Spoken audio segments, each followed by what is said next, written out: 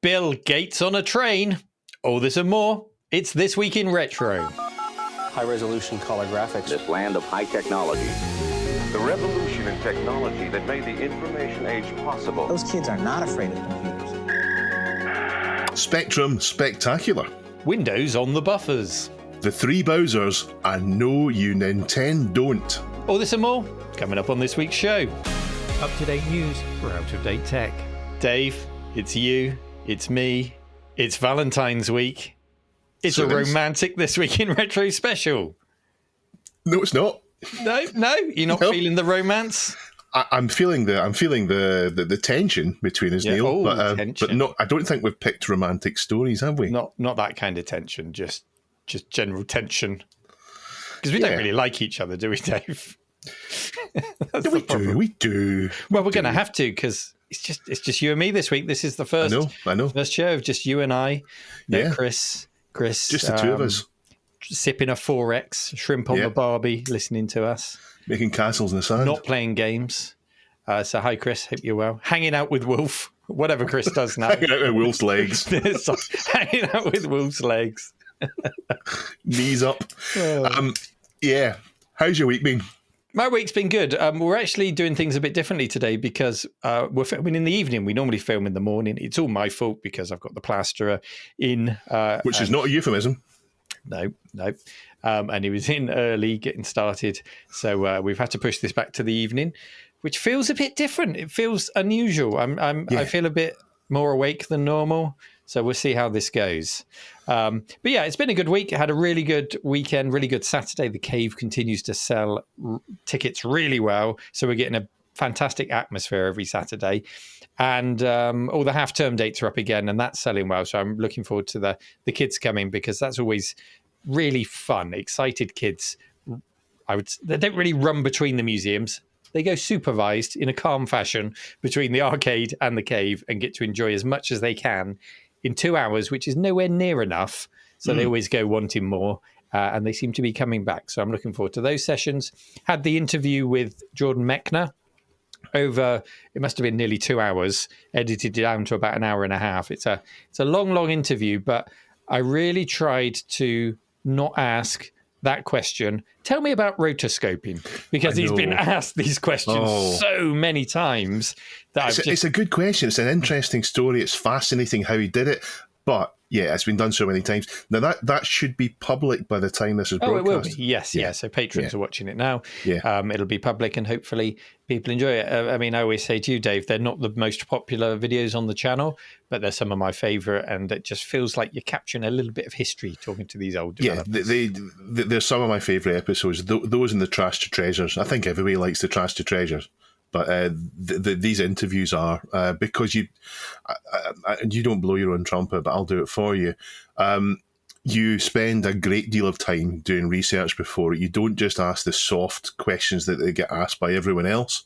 Sometimes I'll watch a video of an interview with someone, and I'll think it's like hitting play and get the last interview they did on again. So you do put the effort into it, and it does show. Thank you, Dave. There you go. Anyway, this is This Week in Retro. This is not all about me. So tell me about your week, Dave. What have you been up to? I've been buying Ataris. Oh, right. Okay. Which ones? I bought a 2600 Plus, and I bought an 800 XL. Now tell me, where are you going to use your 2600 Plus? Because this is the modern one with the HDMI out, but where are you going to plug it? Two choices. Either plug it in to the TV, the Sony Trinitron CRT I've got, where the Mister plugs in, or probably I'm going to put it in the living room, into the living room telly. Is that sort of breaking a taboo? Do you have retro in other parts of the house, or do you restrict it to that room you're in now? I used to have retro in other parts of the house. Okay. This isn't retro, this is modern. Oh, that's true. Yeah. Well, no, it is retro because it's not vintage. Oh yes, so it is. Yeah, it's right. Sorry, yeah, it's not. So it's not an old machine. It's a brand new one. It'll go in the living room. I think the living room. And I hope to get in a position where I can just grab it and start playing, rather than having any kind of kerfuffle to get it out. Nobody likes a kerfuffle. Kerfuffle. We said kajagoogoo last week. Today's word of the week is kerfuffle. What a kerfuffle. And an 800 XL. Have you learned all of the different key presses down the right-hand side? So there's I've one not plugged it in yet. It's only just arrived. Okay. It was, you know, the guy that sold it, Warren Brown from Future. Oh, yes, was. Yeah, he was having a bit of a clear out. It is in immaculate condition. Oh, if it's come from Woz, there won't be a speck of dust on it. It's so well preserved. It looks new, and the matching drive for it as well. It's going to replace the Commodore 64. Controversial. Yeah, and eventually they'll get room to have them both out. But for now, it's going to replace the Commodore 64. It's the 800 XL. I've been learning more and more about it. It's strange. For no reason, it just kind of faded away. Other than I think the Commodore 64 was cheaper and people bought that instead. But yeah, for no reason, it seemed to fade away. Perhaps because it was based on it goes back to the 400. Was it 1979 that came out? So people perhaps looked a little bit down their nose at it going, it's based on a much older machine. I don't know. I don't remember what the sentiment was at the time because it wasn't a particularly popular computer. No, it was fairly high spec though. I mean, it was very competent, better graphics. But maybe it just had that sort of stigma attached to it. Yeah. I don't know. Anyway, my only tip for you on that is there are certain buttons you can hold down when you turn it on, so it doesn't load the basic, so it frees up a bit more memory, and some games need that. So just be aware of that. Yeah. And play Yump. Yump. Fantastic game. Anyway, we're waffling. Let's get into the stories, shall we? Many years ago, before I got into retro, I used to look down on the ZX Spectrum. It's perhaps easy to see why. It's cheap. The build quality isn't great. It's quite simple and basic, and game screenshots look poor, especially compared to my beloved CPC. Now, these days, of course, I won't hear a bad word said about this, Becky. It's great. I mean, it's absolutely a marvel of engineering to get something that low cost into millions of people's hands that wouldn't have got anything if it wasn't for the Spectrum. But before we go on today's Specky news, Neil, are you of the same opinion, or have you always seen the appeal of it? What do you mean the screenshots looked poor? When I looked at the screenshots on the back of a Specky game, they looked arcade perfect, Dave. I mean, they might not have been when you loaded them up, but they looked arcade perfect because they were screenshots of the arcade.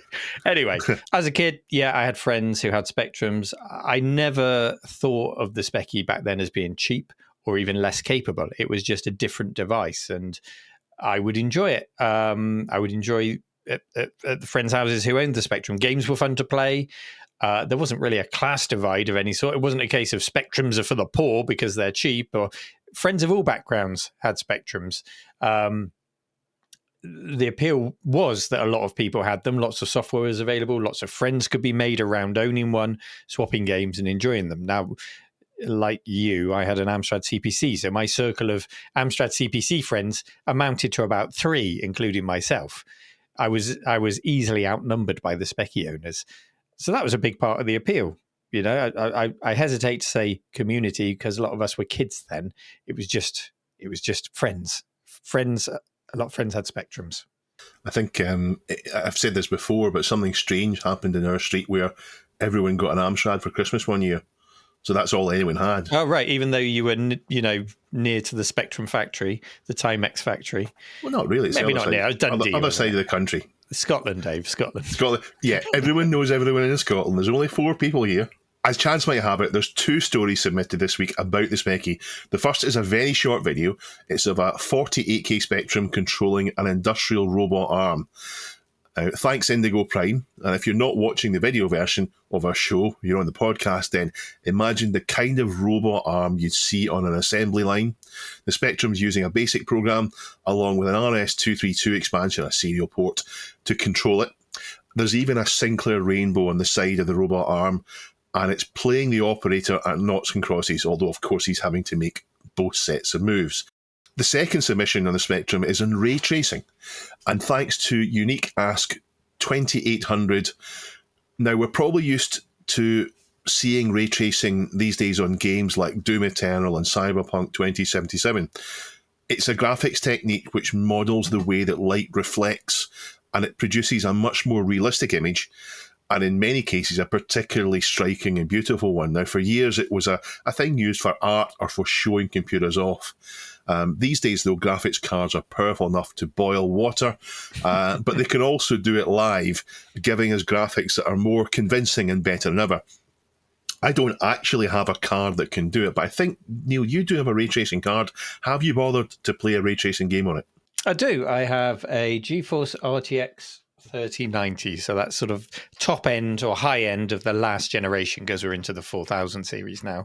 Have I used it? What did I play? RTX Portal, played that, and RTX. There was a Doom, wasn't there? Wasn't there a Doom? Yeah, that's the Doom I mentioned, Doom Eternal. Oh, gosh, I should really listen to the words that you say at me, Dave. Yeah, played that. Enjoyed it greatly. It was... No, it wasn't that. It was Quake 2. There was an RTX. There was a ray-traced Quake 2 I played. And I played that from start to finish. It helps the fact that Quake 2 is such a fantastic game and holds up. It was nice to see it ray-traced. Now, I didn't look at it and go, wow, this looks just like those ray-traced renders I used to look at back in the day. I just played it and thought, yeah, it looks really cool. It's a nice looking game. Maybe my eye isn't tuned in enough to really spot it. But going back to the stories you were talking about, the robot arm. Now, robot arms, that's one of the top tier toys that we always wanted, wasn't it? Whether it was the standalone, there was a thing called the Armatron. Hello, Johnny's just joined us there. That's Dot. Oh, it's Dot. Sorry, Dot's getting so big now. Hello, Dot. The Armatron, are you familiar with the Armatron by Radio Shack?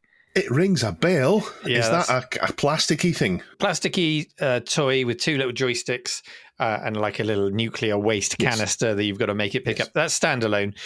So that was kind of top tier. You'd look in the Argos catalogue, Sears catalogue for our international audience, or whatever catalogue it was. Radio Shack, perhaps. Maybe it was the Radio Shack catalogue. Maybe Radio Shack. But that didn't interface directly with your home micro. No. You know, that was totally standalone. Do you know what it did? Do you know what it did? What did? The Valiant Turtle. I'll come on to that. I've popped that in my notes. Things that did interface with your computer, they were expensive and they seemed kind of like science fiction. This is long before Terminator came along and you saw his arm sinking into the molten steel, giving the thumbs up, which I thought was the coolest thing ever when I was a kid and not old enough to watch the movie, but we all watched it anyway. So that was top tier.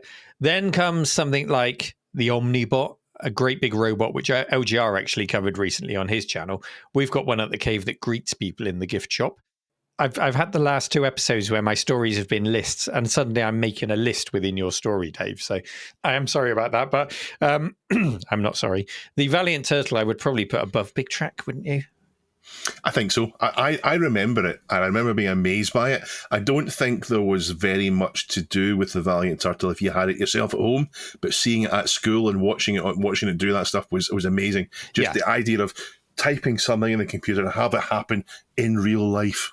Yeah, but you need a school gymnasium, a gigantic piece of paper, a great big long cable to the turtle back to the BBC, and then you can tell it to run your program and watch it.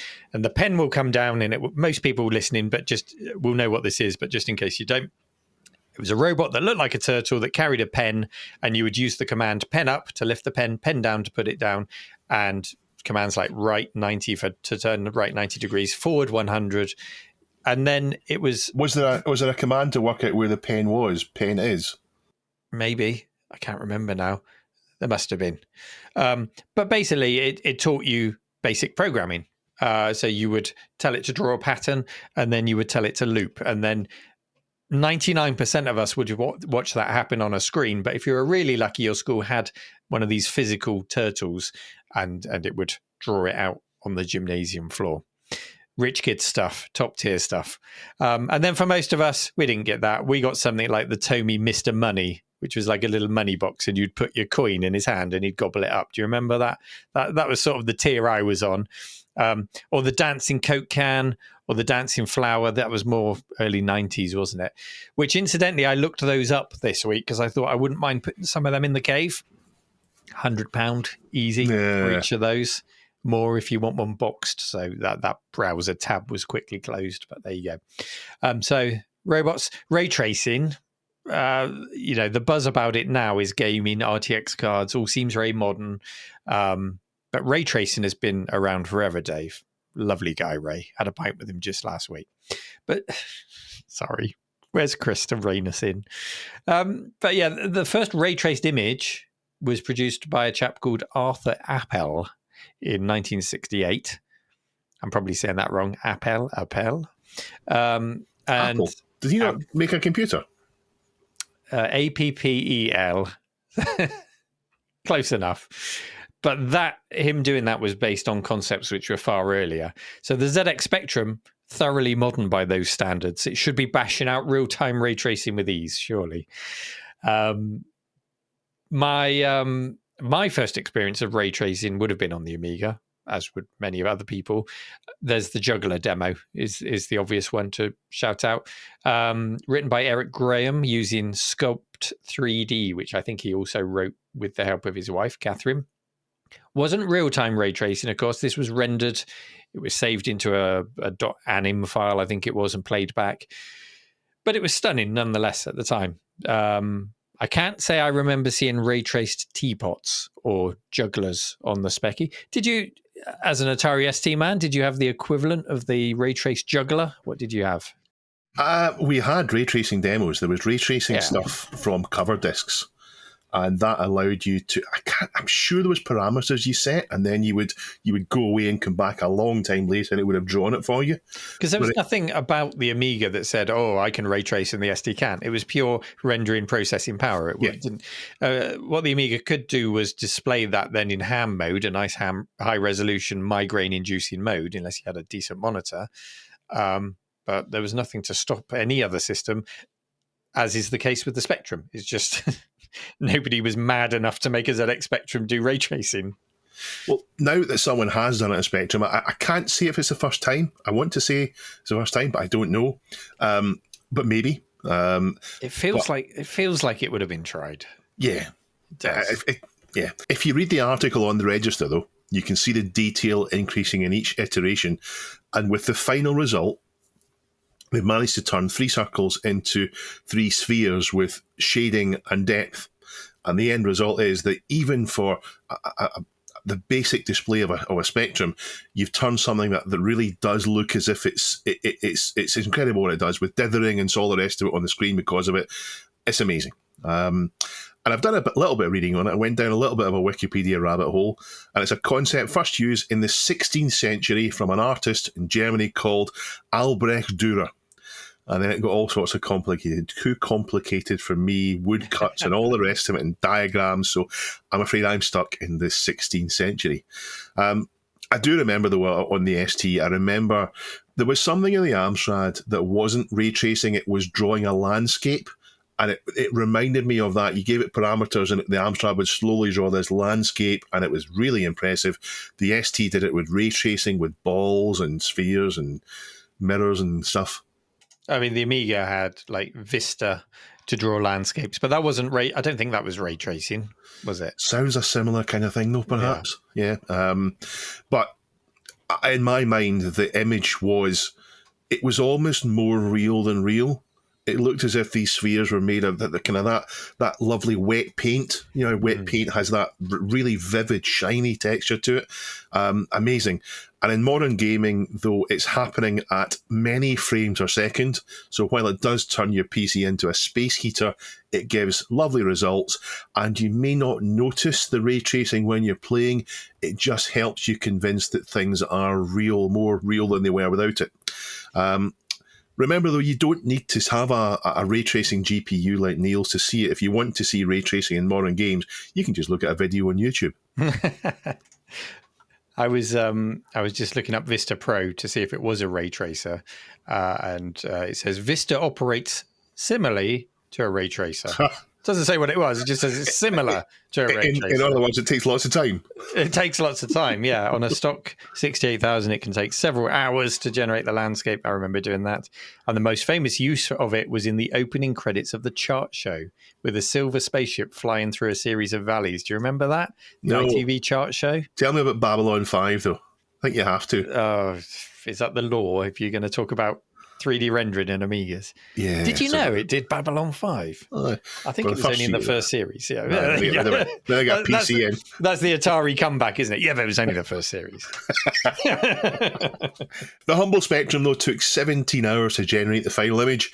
And although the specky image is amazing, it really is. Despite the low colours, it really is amazing. It's got depth to it.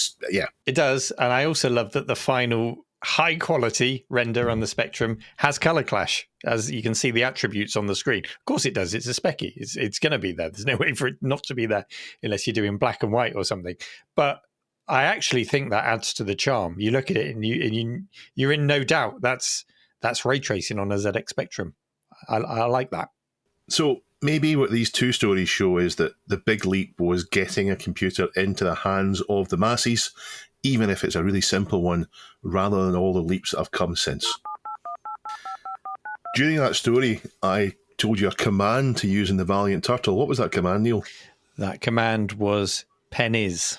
Oh, yes. Yes.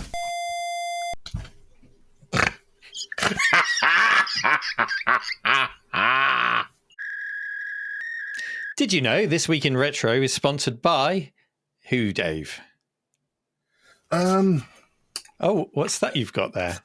It's a PCB Way. It barely fits on the screen. Giant flask, which is twice the size of my head. No, it's about the size of my head. They sent me their Christmas pack.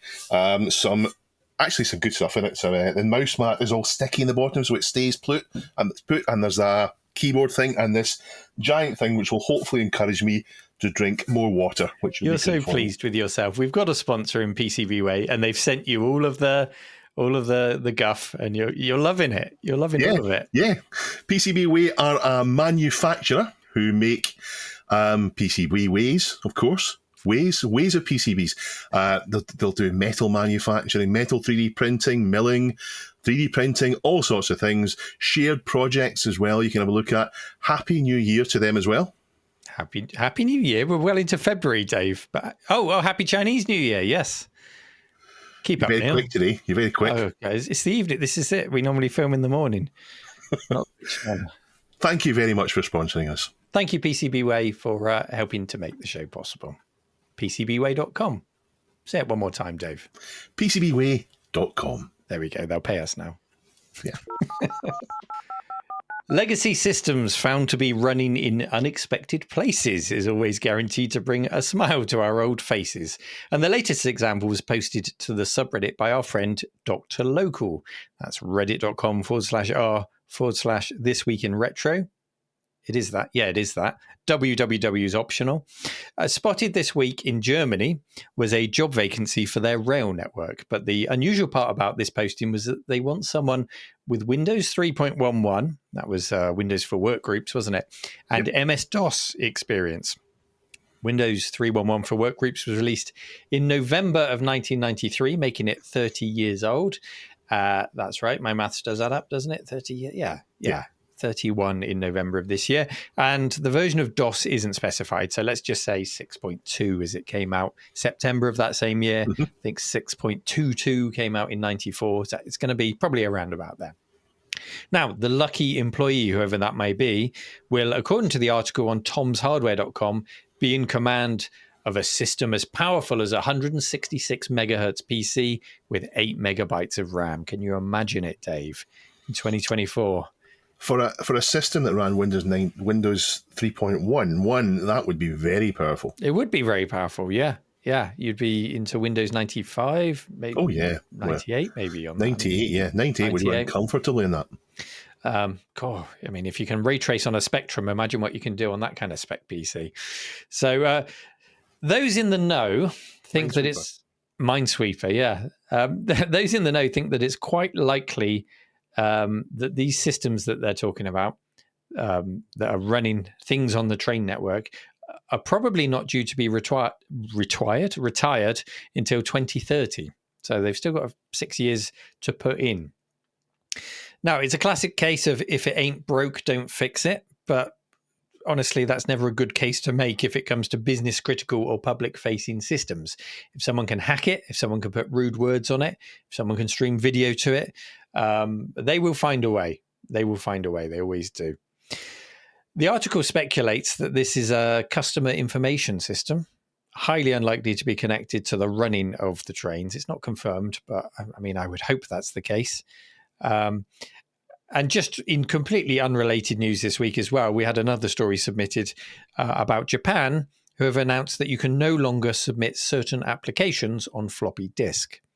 In 2024, floppy disk, around 1,900 government application procedures stipulated that you had to submit your information either on a floppy disk or a CD-ROM. Even a CD-ROM's out of date. A CD-ROM? Yeah, I mean, who even has a CD writer in their modern-day PC? I bet you anyone who's got a floppy disk has also got a CD writer, but not very many of both. Possible. But even if you've got a big tower PC these days, the whole front fascia is usually taken up by fans. Yeah. It's only fans, Dave. We covered this story back in 2022 when Japan forewarned the nation, but now the day has come and the sun has set on the floppy in Japan once and for all. So, Windows 3.1 on old trains, floppies being retired in Japan. It's a bit of an odd question for us to ponder, Dave, given that we're using 30-plus-year-old systems daily for our own amusement. As far as I know, you don't run a rail network. You haven't bought up a rail network and privatized it up there in Scotland. Do they do that in Scotland? Are your train networks private in Scotland, or are they still public? They were, but I think they got taken back into public hands. Okay. After you were running them with Windows 3.1. So what we do is in our own homes. What do you make of the story, Dave? German train running. I'm okay with it. If in a closed system, then I think I could make, if forced, I could make an extremely compelling argument in favour of it. The systems are doing a job. It's not a multitasking job. It's not several applications at once. It's presumably no internet access, no updates, no decades of complications from Windows bloat, no having to keep up to date with an ever-changing ecosystem. The hardware is simple and it's easy to maintain. So you'll be applying for the job? I don't speak German. Oh, yeah. Nine. Yeah, that could cause problems. Yeah, okay. On the other hand, are replacements easy to get? I think long after the original 486s and Pentiums were obsolete, there were plenty of small form factor and system on a chip around for retail and other point of sales. So is it easy to pick those up now and have spares? Probably. The problem with being in modern systems, though, is that you need to stay on top of modern systems, and that means continually chucking away hardware to replace it. In those 30 years, you're looking at least, 6 or 7 different pieces of hardware for it, and then updating Windows, and then something breaks because it's no longer got a dependency that was obsolete, and it means updates, exposing it to the internet, incompatibility. So I see the sense in drawing a line and saying, no, this is fine, and it makes sense for that. And presumably when they replace the entire system, then that's when they'll replace the software as well. Sorry, Dave, to interrupt you. I was just thinking, in terms of maintaining something like a Windows 3.1, it really depends what it's interfacing with physically. But if it's not really interfacing with much, it's very easy to virtualize that kind of system, to have snapshots, to revert back if something does go wrong. Like you say, there are not going to be updates to mess it up. It's not going to go out on the internet. It's certainly not on the public internet. No way is that on the public internet. You've only got to put Windows XP on the internet, a fresh install of that, and it will be infected within minutes. It's not going to happen. So, they've got it locked down, and it obviously works. It obviously works. And I've maintained systems not on a train network, but I've maintained very old instances of DOS and Windows. I've spoken about it before, usually on CNC machines. Roller coasters, though, same thing. I didn't touch the roller coasters, no. Wasn't allowed near them. In a bakery, I've spoken about before, and that was a virtualized old mainframe system that was still being used on desktop PCs. So, yeah, I mean, if it ain't broke, don't fix it with caveats. With caveats. Yeah. I'm sad about the floppy disks. I am sad, but it has to happen. I mean, use a USB stick, email it in, something like that. Has to happen. fax it. Does this mean that there's going to be a surplus of floppy disks in Japan? If they've been using them up to this point and they no longer need them, they're going to offload their floppy disks? I wonder how many they were actually using. If you had the option of using a floppy disk, does that mean people were using lots of them? I don't know. I mean, the ones that I bought from the US, remember we spoke to the guy at floppydisk.com. Mm-hmm. His name escapes me now, but he gets them from businesses and then sells them to the diminishing number of industries that are still using them. Mm-hmm. So maybe he would buy them from Japan. Maybe there's nothing to stop a Japanese floppy disk working on any other machine, assuming they're 3.5-inch floppies, which I'm sure they are. Yeah, and I think I remember when we spoke about this story before, we talked about the fact that nobody was manufacturing them anymore. The last manufacturer, I think, was in Japan. Believe so, yeah. It was quite a long time ago we spoke about that story now. But there we go. Just another example. Trains in Germany running on Windows 3.1. I mean, running is a stretch. Utilizing Windows 3.11 in some capacity, probably to update something non-critical like information boards boards. You get with a stopping at such and such and such and such, that kind of thing. Something simple. But important enough to employ someone to run it and look after it. So if anyone has any more information on this story, if anyone's applied for the job, I think the job listing has actually been taken down now, according to the report. I don't know if that's because they found someone or if it was drawing so much attention. Not sure. Maybe it drew too many applications.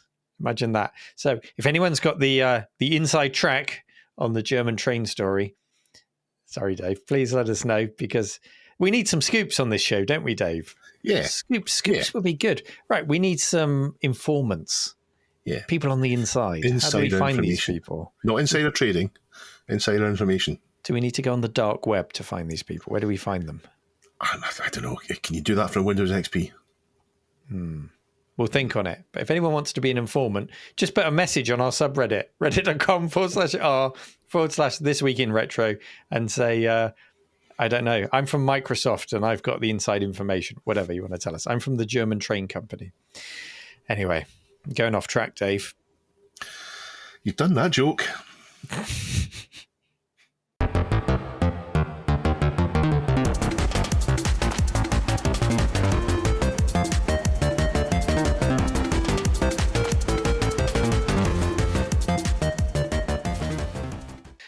And that was a new jingle submitted by Bag of Spanners over on Discord. So if you want to join other twirlers and cave dwellers, head to discord.gg/RMC Retro, where you can say hi to Bag of Spanners and others. And thank you so much for making that jingle. If anyone else wants to submit a jingle for Dave's Briefs, please go ahead.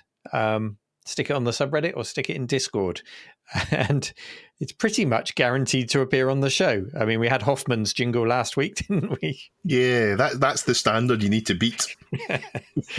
Dave, do you want to go over the stories in brief that haven't made the show this week? Yeah. But have, just in a reduced format. Seekanoid, we mentioned Seekanoid last week. It will go on sale on pre-order on Valentine's Day, so that's an ideal gift for your loved one. Telling them you've got a game that isn't there yet on the 14th of February. Link in the show notes.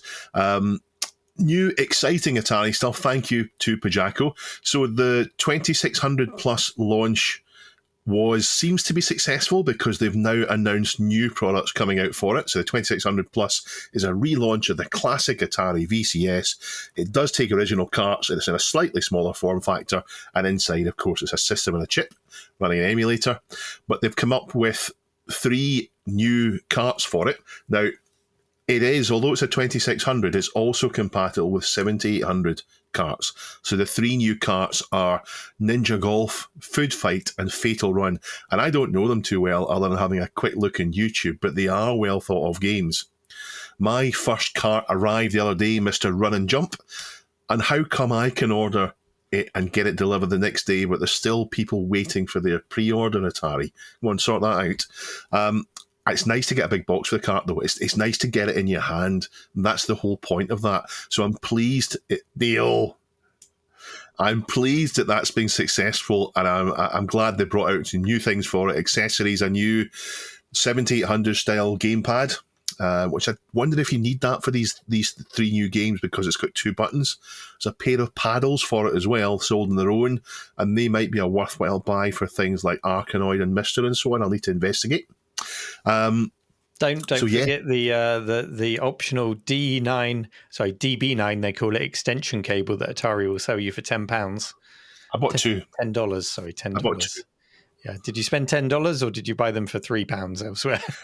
I bought them for 20 quid on Amazon in the hope the that actual Atari ones. The actual Atari ones. I'll buy anything that's got Atari on it. Dear, I'm dead excited by it. It's nice to buy something that's new. Hey, so long as it makes you happy. Yeah. That's all that matters. Something that makes me happy is Amigathon. Today, not the time of recording, today, the time that this show is going out, is the annual Amigathon. This is our friends, including John, Boat of Carshaller. That's John who started the podcast 3 years ago with me. It's his annual charity stream where they raise money for the Children's Miracle Hospital by playing on an Amiga all day. It's a tough job, but somebody's got to do it. Details are in the show notes.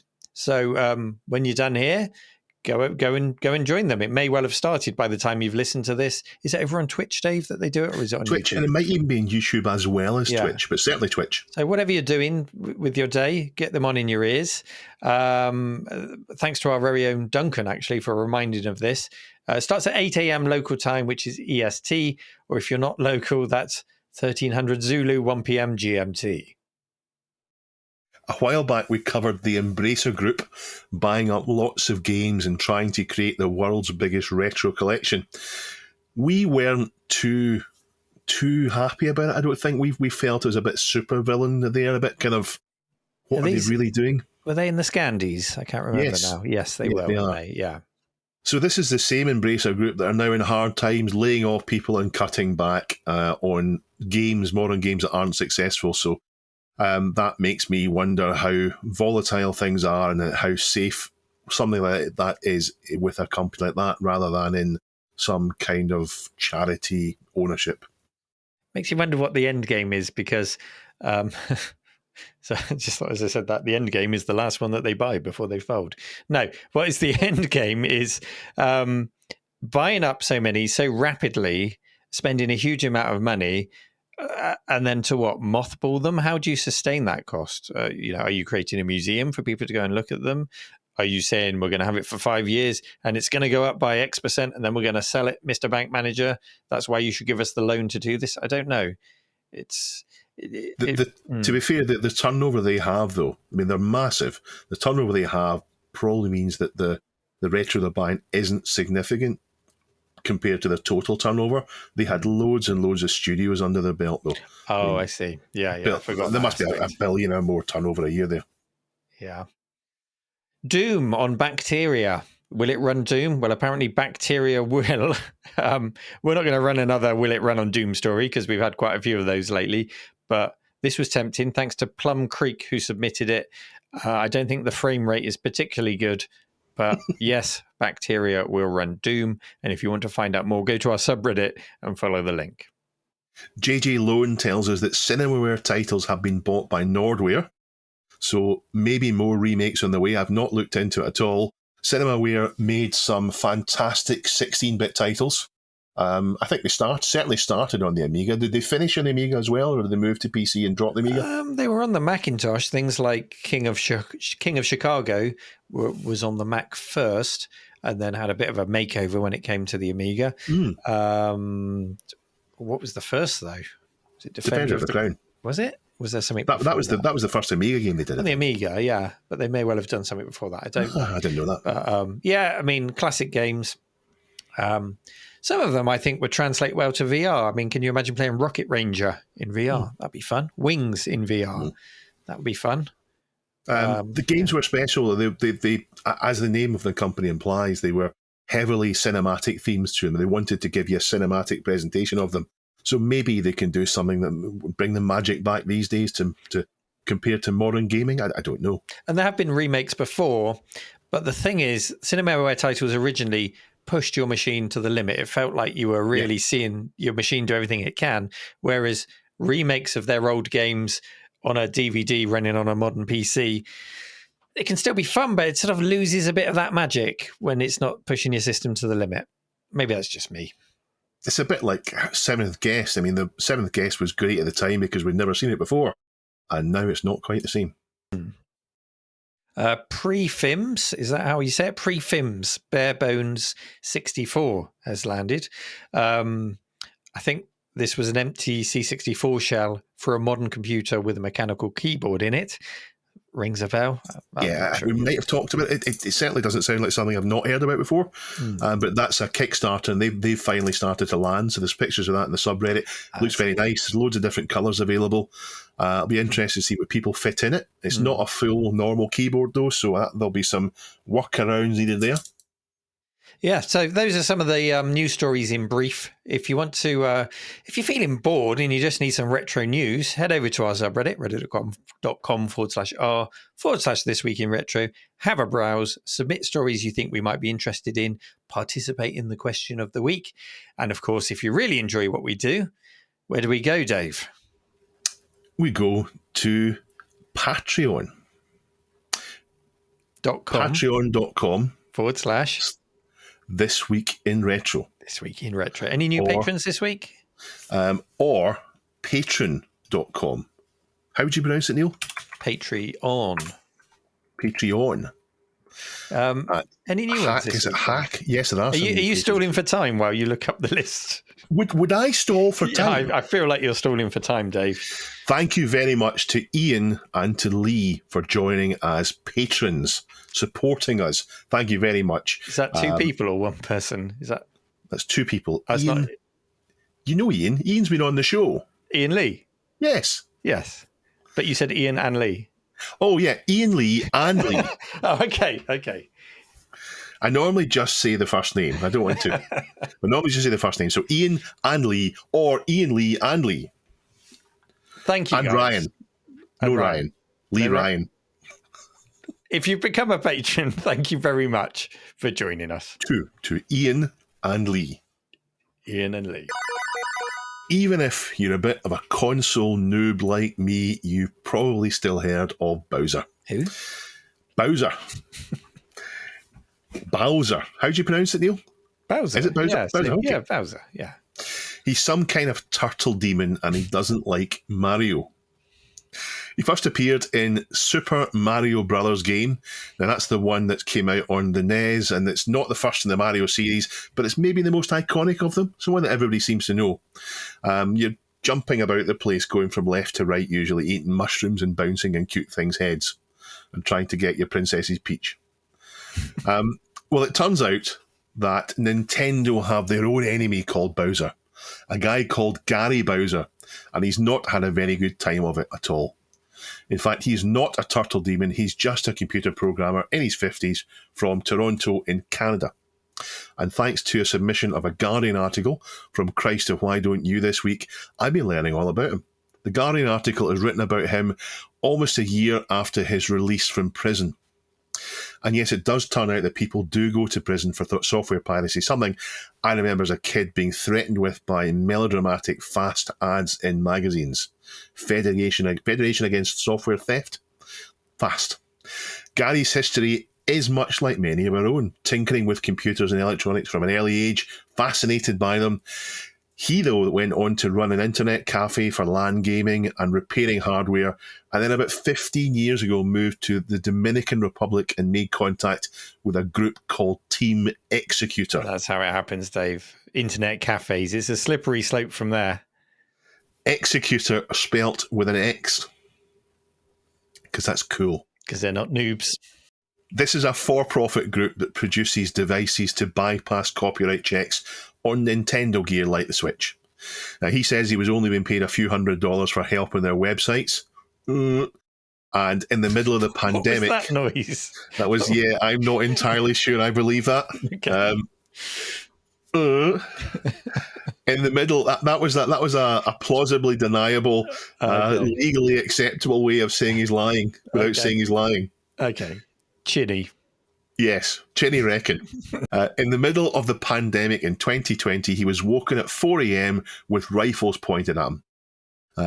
US Acting Attorney General Brian C. Rabbit, Called Bowser and his co-defendants leaders of a notorious international criminal group that reaped illegal profits for years by pirating video game technology of US companies. Now, he pled guilty and he was ordered to pay $14.5 million. And he now, until he pays it off, will need to pay a quarter of his income after covering rent, etc., to Nintendo. And from what he says about his income, that won't happen. He says he chose to plead guilty rather than have to try and fight Nintendo's lawyers, and they were going after him for absurd amounts for each unit sold and how much lost business they had. Now, the Guardian article talks about the toll it's had on his health and how he wasn't able to get proper medical attention in prison, and he now walks with a cane and he's been couch surfing and trying to get money together to pay for physical therapy for chronic pain. Now, who's the president of Nintendo America? Doug Bowser, who's no relation to Gary or to King Bowser. So that's 3 Bowsers. Even if Gary's side of it is entirely true, that he was only helping them out a bit, he can't have been unaware of what he was doing. I mean, it was a global piracy operation. Neil, what's your take on it? Well, let's get to the meat of this, the most important part of the story, which is, what is Bowser? Now, I had to look this up. And I went to medium.com, where there's a story on it, and it says Bowser has elements of dragon, a faint history of ox, and some dashes of kappa. But the Koopa and Bowser are most accurately categorized as large land-dwelling branches of testudines. Testudines? Which is the tortoise. Ah. So there you go. He is a tortoise. So I just wanted to clear that up as the most important part of the story. It seems like Gary ran more than a website. Come on. I read the article. There's a quote here from Gary in the article. He says, I started becoming a middleman in between the people doing the development work and the people actually owning the mod chips, playing the games. He says, I would get feedback from the testers and then I would send it to the developers. I can handle people, and that's why I ended up getting more involved. So he's openly admitting there he got more involved. He's not just running a website. He's managing people. He's facilitating testing. He's feeding back to the development team to help them to improve the product, a product designed to bypass copyright law. Piracy. It's black and white. But it doesn't sound like he was top of the food chain. Yeah. Very good. He wasn't top of the food chain. It doesn't sound like something worth destroying a guy's life over. It says he was even paying Nintendo $25 a month when he was in prison.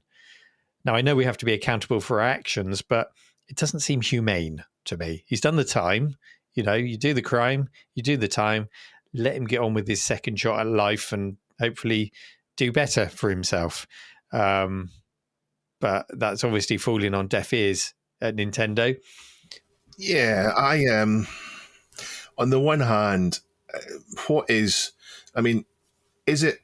could you make the argument that he's only doing the same as helping people use non-original inks on their printer?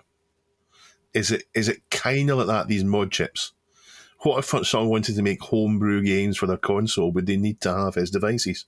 I don't know. I feel the whole thing has been rather heavy-handed. It's clear that, at least to me, if he'd gone to court, he would not have had the same outcome in terms of the amount of money owed and guilty and all the rest of it.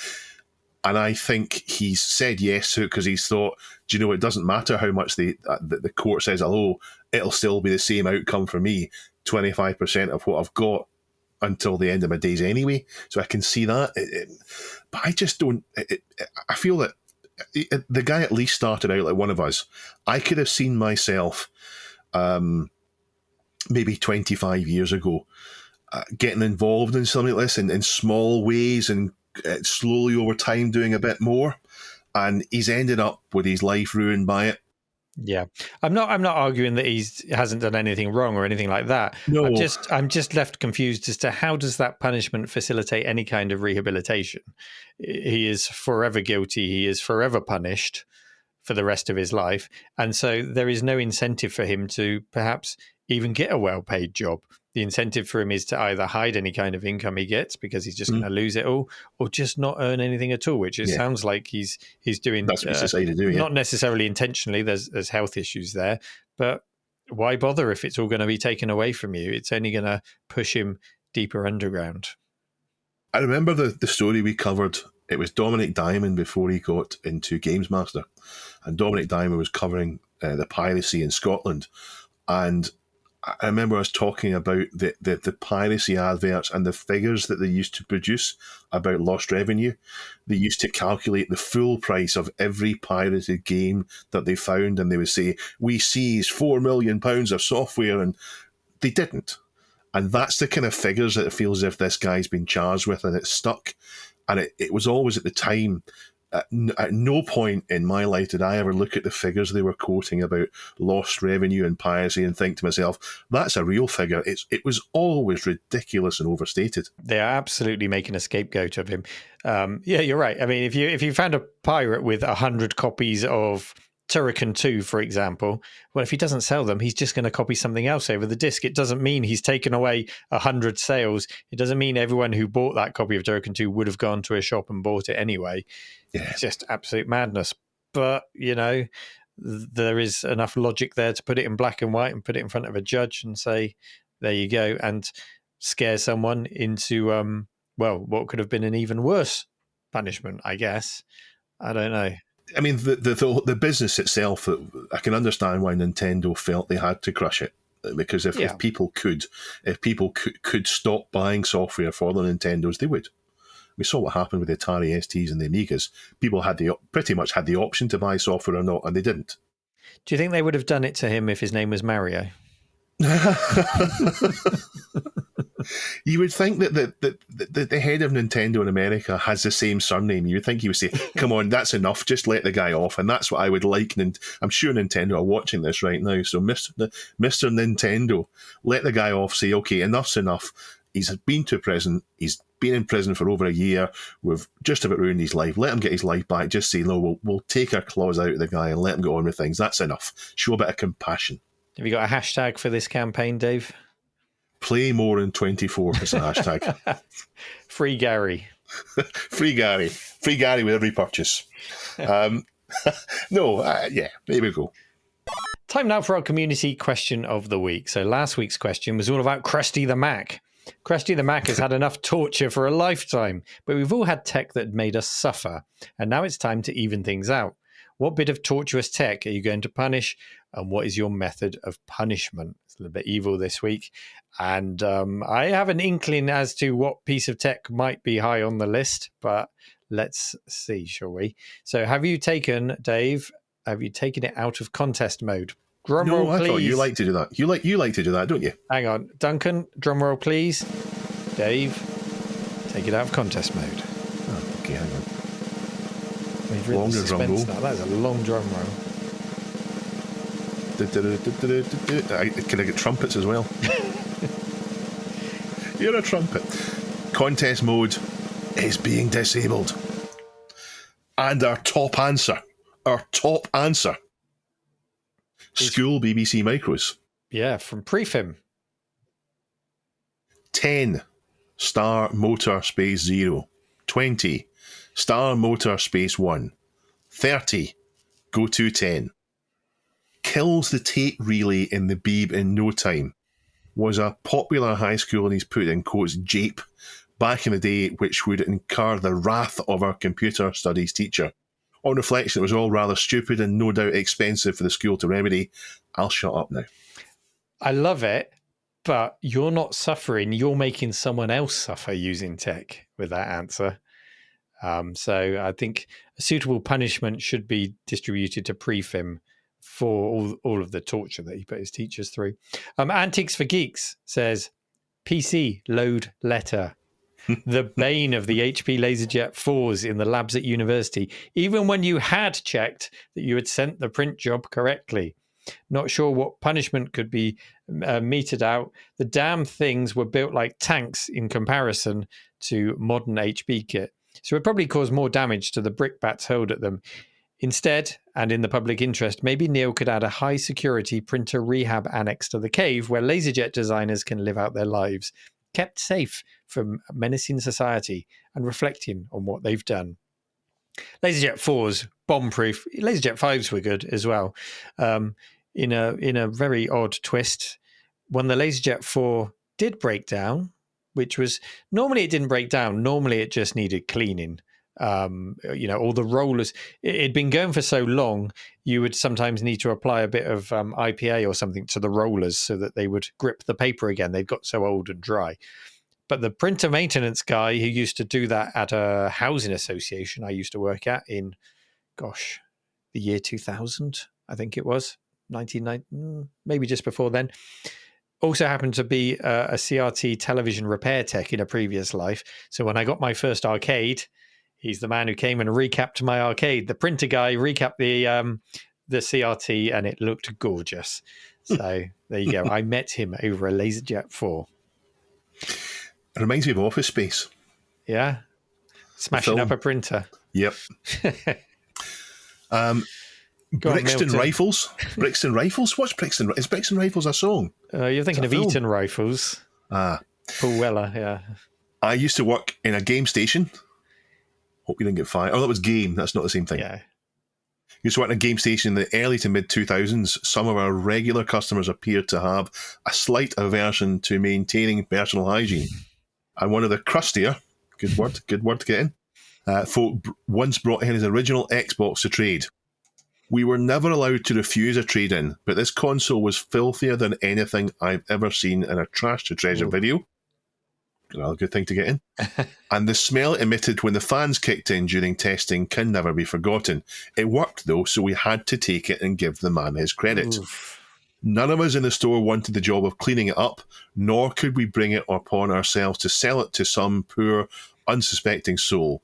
So we accidentally knocked it off the counter, presuming this would be enough to develop a fault so that we could write it off. But it turns out that original Xbox model didn't just look like a tank, it was built like one too. The poor thing had to endure many, many more unfortunate accidents before we could finally remove it from our stock. It pains me to think of the awful life that poor thing had to lead. On the upside, if you were to accidentally push the original Xbox out of an upstairs window, I can say with some authority, it should work fine. Krusty the Mac has some competition. Yeah, from, I can understand that one. The manager of that game station should have said, write that off, get it in the bin, get out my shop. So I was expecting the top three all to be printers. I'm glad there was one printer in there. But we've got a nice mixture of HP laptop from Lord Borak, Pajaco's talking about printers. N64. Oh, Jeff Mendoza's answer was good. Talks about putting a bowl of ice and a fan next to an N64 to cool it down, and then finding a puddle of water condensing under the N64. I don't remember my N64 overheating, but I guess it depends where you live. You know, if you live in a hot country, it's passively cooled. So thank you to everyone who participated. Lots of long answers this week. I like that. Lots of well thought out long answers. So thank you. If you'd like to participate, reddit.com/r/This Week in Retro. And that brings us to the last part of the show, which is our question of the week this week for you to participate in. It's a short one. It follows on from the Windows 3.1.1 on a German train, Bill Gates on a train. What example of old tech have you seen in use, working or failing, in modern life? We're talking cash machines, trains, CNC machines, life support machines, anything. Doesn't count if you visit the cave. Doesn't count if you visit the cave. No, this is old tech being used in a current capacity in modern life. What have you spotted? More than likely you've spotted it because it's broken, maybe a blue screen of death somewhere at an airport terminal or something like that. Do come and share your stories with us at the subreddit. And if you haven't already, please consider taking a moment to subscribe if you watch us on YouTube, or go to youtube.com/This Week in Retro and hit subscribe, because we are tantalizingly close to, nearly 9,000 subs, aren't we? We're edging closer, and then it's the big 10. So we'd love to continue to grow the show.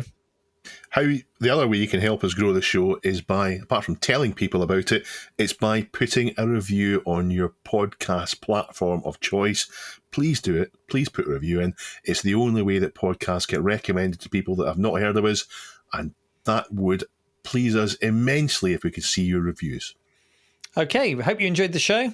Go about your Saturday, assuming you're listening on Saturday. Have a wonderful weekend. Don't forget the Amigathon over on Twitch. Check out the link because that will likely be live right now. Go and take part. Watch John, the old daddy of the show. Go and watch John. And we will see you in Discord. We will see you on Twitter. We will see you in the comments section. And take care. We will see you next week. Bye-bye, everyone. With a guest. Oh, with a guest next week. It's a HP LaserJet 4 printer. No, it's the 5. It's number 5. Oh, it's the 5. Yeah. They're waving. I'm waving too. Bye-bye.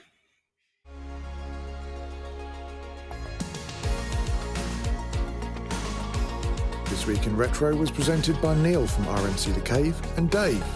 It was produced by me, Duncan Styles. The podcast version of the show is available through your favourite podcaster, including Apple Podcasts and Spotify. And the video version is available on the This Week in Retro YouTube channel.